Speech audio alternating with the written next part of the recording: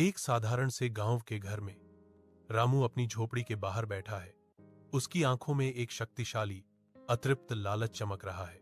उसके बगल में एक शानदार मुर्गी, सुनहरे अंडे देने वाली प्रसिद्ध मुर्गी, अब एक ताजा चमकता हुआ सुनहरा गोला प्रस्तुत करती है। रामू की उंगलियां अनमोल अंडे की बेदाग चमकदार सतह पर फिरती हैं। वह उसकी सुंदरता में खोया हुआ है। उसके चेहरे पर शुद्ध खुशी की एक क्षणभंगुर मुस्कान चमक उठती है।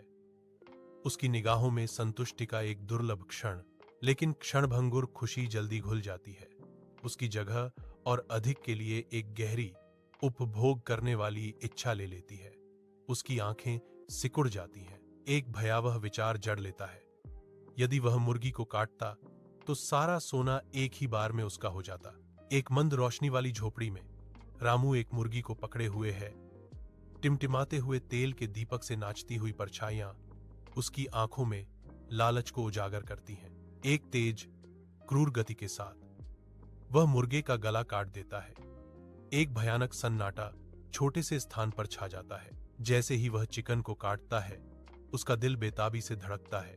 उसे उम्मीद है कि अंदर एक चमकता हुआ खजाना मिलेगा। रामू के चेहरे पर गहरा सदमा और निराशा छा जाती है, क्योंकि उसे केवल सामान्य अंग मिलते हैं।